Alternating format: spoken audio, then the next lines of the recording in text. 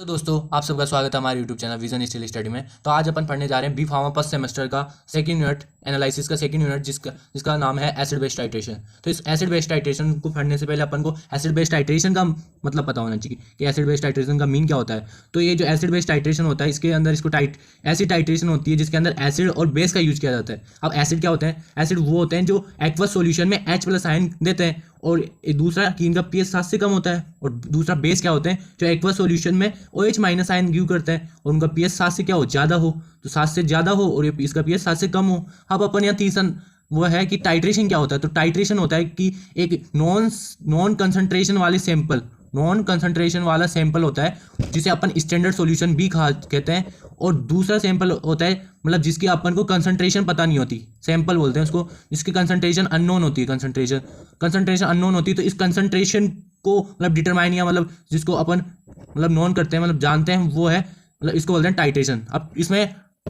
तो अपन ने अब तक ये तो देख लिया कि एक नॉन कंसंट्रेशन वाले मतलब स्टैंडर्ड सॉल्यूशन की हेल्प से अपन एक सैंपल जिसकी कंसंट्रेशन अननोन होती है उसका पता लगा लेते हैं अपन। तो ये कैसे पता लगाते हैं? जब अपन लैब में जाते हैं तो अपन को दो इंस्ट्रूमेंट दिए जाते हैं, एक तो होता है ब्यूरेट और दूसरा होता है इधर कोनिकल फ्लास्क।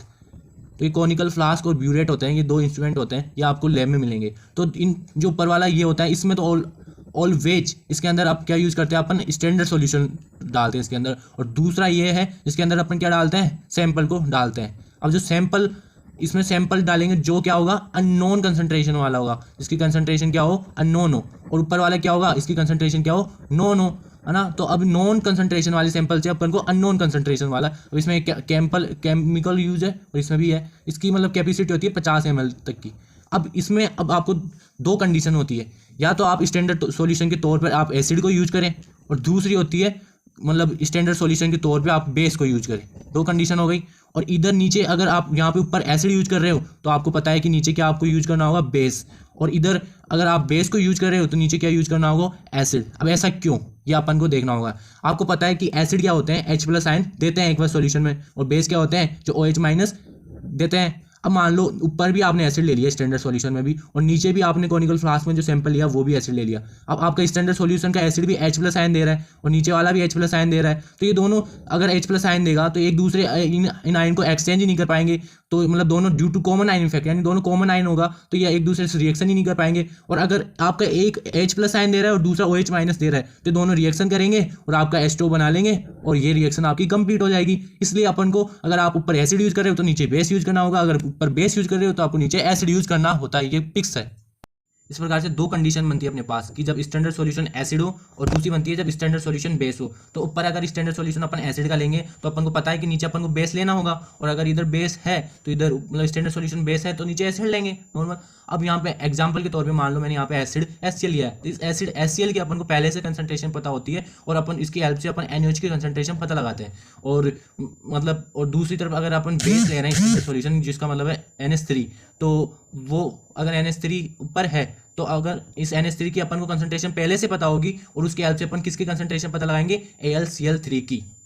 अब अपन इन दोनों डायग्राम की मतलब हेल्प से अपन इसकी डेफिनेशन बनाएंगे। तो डेफिनेशन देखो, ऊपर ये डेफिनेशन है कि acid based titration define as those titration in which standard solution of acid, यानी कि standard solution of acid used to determine the unknown concentration of base. मैंने पहले बताया था कि जो स्टैंडर्ड सॉल्यूशन होगा उसकी कंसंट्रेशन नॉन होगी, और जो वो आपका सैंपल होगा उसकी कंसंट्रेशन क्या होगी, अननोन होगी। तो सैंपल यहाँ पे बेस है और यहाँ पे स्टैंडर्ड सॉल्यूशन एसिड है, with the help of few drop indicator. यहाँ पे इंडिकेटर यूज किए जाते हैं, इंडिकेटर की हेल्प में मतलब इंडिकेटर क्या करते हैं, यहाँ पे कलर शो करते हैं जिसकी हेल्प से अपन को पता चलता है कि एंड पॉइंट कब आ रहा है, यानी कि रिएक्शन कब कंप्लीट हो रही है। फिर लिखा हुआ है एंड वाइस वर्सा। तो वाइस वर्सा का मतलब होता है कि इसका अपोजिट, यानी कि जिस उस कंडीशन में क्या होगा कि बेस स्टैंडर्ड सॉल्यूशन होगा और एसिड क्या होगा, आपका मतलब सैंपल होगा। तो ये कंडीशन आपके पास होगी।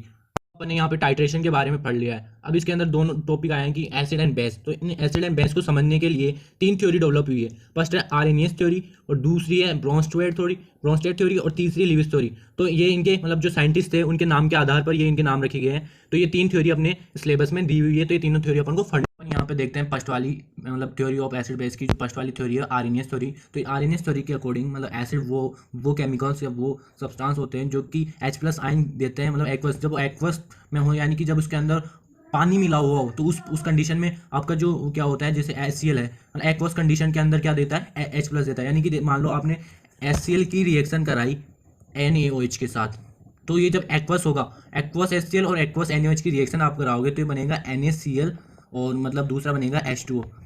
आपका जो HCl होता है वो H+Cl- और जो NaOH होता है Na+ और OH-। तो बेस की, ये तो बेस है, तो बेस की नेचर क्या होती है OH- डोनेट करने की, और जो ये एसिड है इसकी नेचर क्या होती है H+ आयन डोनेट करने की। तो ये H+ OH- तो मिलकर H2 बना देंगे, और जो आपके Na और जो Cl है ये दोनों मिलकर सोल्ट NaCl बना लेंगे, और ये H2 हो जाएगा, है ना। तो इसके अकॉर्डिंग यही कह रहा है ये कि जो एसिड है वो तो H+ आयन देता है, और जो आपका बेस है वो H- देता है। तो यहाँ पे एग्जांपल देख लो HCl और NaOH, यहाँ पे HCl तो H+ आयन देगा और यहाँ पे NaOH OH- देता है।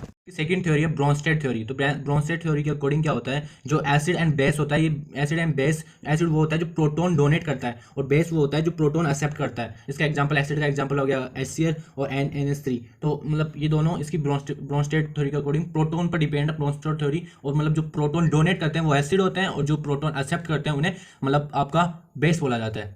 बेस की तीसरी theory Lewis theory. Lewis theory के अकॉर्डिंग क्या होता है कि जो एसिड वो होते हैं जो इलेक्ट्रॉन पेयर एक्सेप्ट करते हैं, और बेस वो होते हैं जो इलेक्ट्रॉन पेयर डोनेट करते हैं। इनके एग्जांपल हो जाएंगे AaCl3 और NH3। बेस का हो जाएगा मतलब जो ऐसे केमिकल जो मतलब एक इलेक्ट्रॉन पेयर को एक्सेप्ट करते हैं, और ऐसे ऐसे मतलब जो इलेक्ट्रॉन पेयर को एक्सेप्ट करते हैं वो एसिड कहलाते हैं, और ऐसे मतलब केमिकल्स जो इलेक्ट्रॉन पेयर डोनेट करते हैं उनको क्या बोलते हैं, बेस बोलते हैं।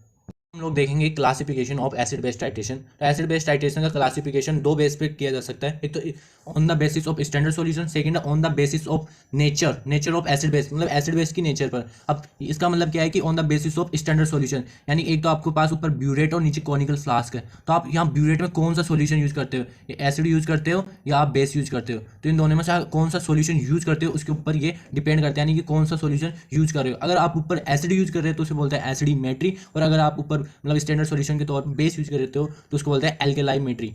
अब इसके मतलब ये दो फर्दर डिवाइड है, दो टाइप से फर्दर डिवाइड है, पहला है डायरेक्ट और सेकंड है इनडायरेक्ट। यानी कि जो एसिड है वो डायरेक्टली ही यूज किया जाएगा तो उसे बोलते हैं डायरेक्ट एसिडिमेट्रिक, और एसिड यानी कि पहले एसिड की और किसी चीज से रिएक्शन और किसी केमिकल से रिएक्शन कराते हैं उसके बाद में उसकी टाइट्रेशन कराते हैं तो उसे बोलते हैं इनडायरेक्ट एसिडिमेट्रिक टाइट्रेशन। उसी प्रकार है एल्केलाइमेट्रिक टाइट्रेशन, यानी कि जिस टाइट्रेशन में अपन मतलब जो वो एसिड है उसको डायरेक्टली यूज करते हैं तो उसे बोलते हैं डायरेक्ट, और मतलब जिसमें अपन एसिड को डायरेक्टली यूज ना करके पहले किसी और से रिएक्शन करा के फिर अगर उसे यूज करें तो उसे बोलता है इनडायरेक्ट।